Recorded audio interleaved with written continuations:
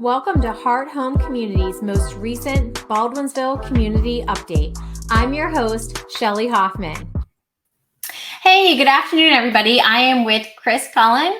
Chris, you are the Director of Operations for our Greater Baldwinsville Ambulance Corp. How are you doing?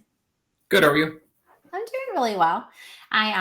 You kind of happy summer's winding down, or is summer just getting started for you? I've talked to different people about it. We're kind of halfway in between. I am getting ready to close my pool. That's usually the sign to me that summer's wrapping up. So there's a big announcement. I did put in the description, but until I talked to you today, I was unaware, and I feel like I should have known that you guys had a big anniversary coming up. Yep. So this year was our 60th anniversary.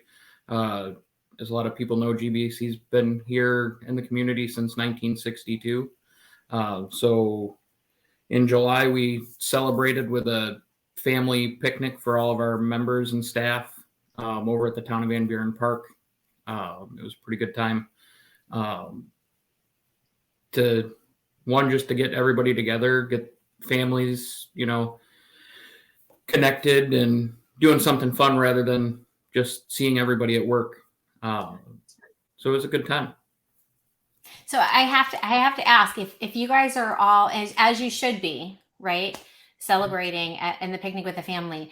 Is there like those poor people that get stuck behind, or do you have the coverage? Like maybe reach out to one of the other ambulance corps to kind of help out while you're doing something like that? So we kept our rigs in service, but we planned it so that it was in our district so that the crews that were on duty could come. And they came over and, had lunch and hung out in between calls and still got to enjoy at least a little bit of it. Nice. Because, that's one thing with you guys. There's no breaks. It's, you can't, like Angry Garlic. I think it's awesome that Jeff Rogers gives a week of staff appreciation and they close for the week. You don't really have that choice. You know what I mean? Like you can't say no one get hurt, no one get sick.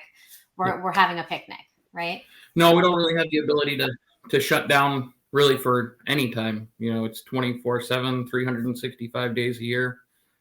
We do have, we try to do different things. There's the National EMS Week that happens every year where we'll do different things for the staff throughout the week. This year, we provided meals every day.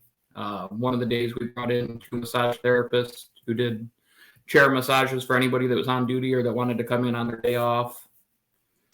So we try to do different things since we can't do the random close for a day or close for a week and give people some extra time. Yeah.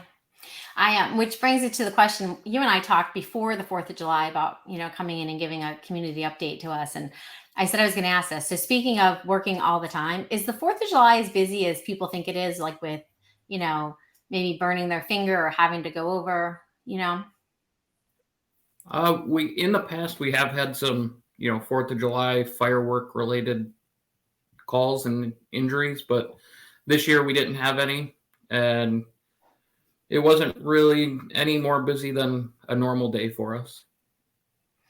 Well, that's good. That's good. And don't get me wrong, I might sound like I'm disappointed. Obviously, I'm very happy you didn't have any calls. But in my head, we just always hear the 4th of July. And you see the videos on Facebook, of fireworks going off in a million different directions. So I've been dying since, July 5th to ask you that question. So I'm going to share a comment on the screen. Denise White watches this show a lot. And she said that, hope you don't mind, Denise, but her mother-in-law was in an accident and you guys were there and took really good care of her. So I'm sure you hear that a lot.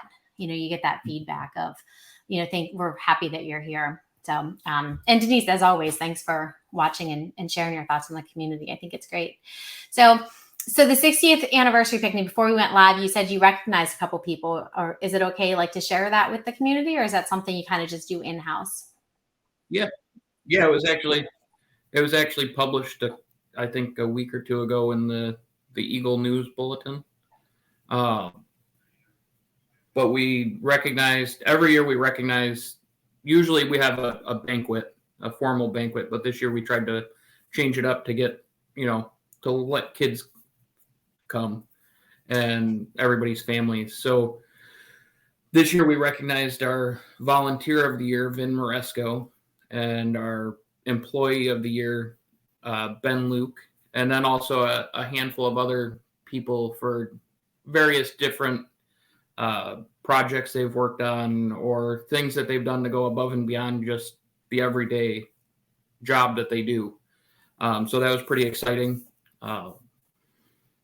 And both were very, very surprised and appreciative of the awards.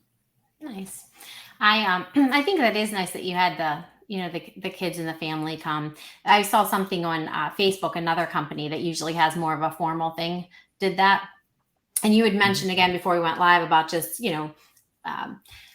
being able to enjoy time as a family. You guys really work long hours sometimes together and go through a lot of things. So I think that's kind of cool that you did it that way this year. What other types of calls? I mean, last time when I talked to Jim Hogan, who had the position before you, I mean, we were like in the mix of COVID. And then when you came on and we kind of talked, and it was still going on, but what types of calls are you seeing now that are keeping you guys pretty active? So right now, being summertime, we've had quite a few motorcycle accidents. Thankfully, not anything too severe. And then a lot of other outdoor related injuries right now. We still do get the occasional COVID call, but in comparison to a year ago, it's a lot less frequent. But they still do happen, and we're still approaching it the same way and doing our best to keep our people healthy and away from it. So you mentioned motorcycles, which obviously are dangerous. I didn't think about it until you said that. We're seeing a ton of the motorized bikes. I think they are in Beeville, in different places. And not that, again, that necessarily means anything as far as you're concerned, but is that an issue? I mean, have you guys had any calls with those or? Not that I can think of, not that I know of off the top of my head. I have seen a big increase in them myself around the area. And where I see it to be a problem is a lot of them like to zip through the parking lots. And sometimes you don't see them or hear them because they're quiet. Yeah. I think I saw one or two, thought it was interesting. They were kind of neat. And now at night, during the day, going to work, Tina Solomon works in the office with me, and she keeps saying she's going to get a scooter. Now that we see these bikes, I wouldn't be surprised if we see Tina or, a couple other people. It's just with the price of gas and whatnot, right, to come through. I'm going to ask the chief. I think I'll probably talk to him in 2 Mondays. I'm going to ask the chief as far as, from a police standpoint, if they've had any impact with those motorized bikes. But I think they're kind of neat. But until you said that, I wonder, even like the traffic laws and things like that, like, do they stop at red lights? They're half motor, half bike. So kind of interesting. Nice. So to go on off of the calls, the other thing we're doing a lot of right now, being the summer months, is a lot of standbys. During the summer, as we all know, there's a lot of events through Baldwinsville and the surrounding area. So we do a lot of dedicated standbys where we'll send a crew over to like Beaver Lake, or Abbott's Farms has a few events that we do, Paper Mill Island, where we'll have a dedicated crew there. So, people may see them out there. And we recently added a vehicle to our fleet to help us at those events where we can't get an ambulance pretty easily. We got a side-by-side UTV that has the ability to carry a patient on the back that we can bring to those events that, like I said, that can get out onto the trails of Beaver Lake or out onto Paper Mill Island where the ambulance can't go.